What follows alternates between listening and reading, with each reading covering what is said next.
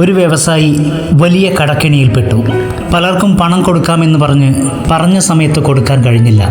വ്യവസായം തന്നെ പൂട്ടിപ്പോകുമെന്ന നിലയിലായി. ഒരു ദിവസം അയാൾ ചിന്താമഗ്നനായി പാർക്കിലിരിക്കുകയായിരുന്നു. എങ്ങനെ തൻ്റെ വ്യവസായം രക്ഷപ്പെടുത്താം എന്ന ചിന്തയായിരുന്നു അയാളുടെ തലയിൽ. കുറച്ചു കഴിഞ്ഞപ്പോൾ ഒരു മാന്യൻ അയാളുടെ അടുത്ത് ചെന്ന് ചോദിച്ചു, "നിങ്ങളെ എന്തോ കാര്യമായി അലട്ടുന്നുണ്ടല്ലോ?" വ്യവസായി തൻ്റെ കഥകളെല്ലാം വിവരിച്ചു. കഥ കേട്ട ശേഷം മാന്യൻ പറഞ്ഞു, "എനിക്ക് നിങ്ങളെ രക്ഷപ്പെടുത്താൻ കഴിയുമെന്ന് തോന്നുന്നു." അയാൾ വ്യവസായിയുടെ പേര് ചോദിച്ചു.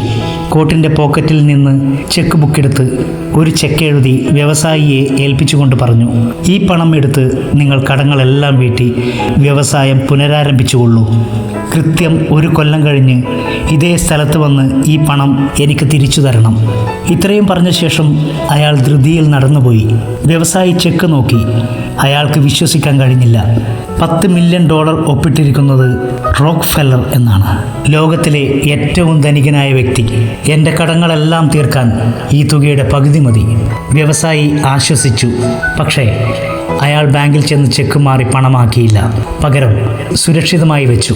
ഇത്രയും പണം തൻ്റെ കയ്യിലുണ്ടെന്ന ആത്മവിശ്വാസത്തോടെ അയാൾ തനിക്ക് അസംസ്കൃത വിഭവങ്ങൾ തരുന്നവരോട് പുതിയ കരാറുണ്ടാക്കി. പണം കൊടുക്കാനുള്ളവരോട് കുറേ കൂടി നീണ്ട അവധി പറഞ്ഞു. തൻ്റെ ഉൽപ്പന്നങ്ങൾ വിറ്റിരുന്ന കച്ചവടക്കാരോട് കുറേ അഡ്വാൻസ് വാങ്ങി.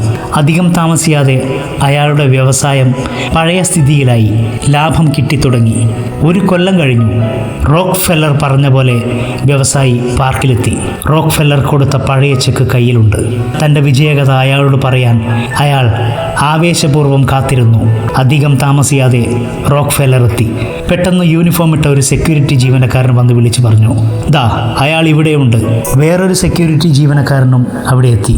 അവർ വ്യവസായിയോട് പറഞ്ഞു, "ക്ഷമിക്കണം, ഇയാൾ മാനസിക ആശുപത്രിയിൽ നിന്ന് ചാടിപ്പോയതാണ്. ഇയാളിൽ നിന്നും എന്തെങ്കിലും പ്രശ്നമുണ്ടായോ? താൻ റോക്ക്ഫെല്ലർ ആണെന്ന് പറഞ്ഞ് നടക്കുകയാണ് ഇയാളുടെ പണി." ഇത് പറഞ്ഞ് അവർ 2 പേരും കൂടി അയാളെ കൂട്ടിക്കൊണ്ടുപോയി. വ്യവസായി സ്തബ്ധനായി നിന്നു. അയാൾ തന്ന ചെക്ക് നൽകിയ ആത്മവിശ്വാസമാണ് തന്നെ രക്ഷിച്ചത്.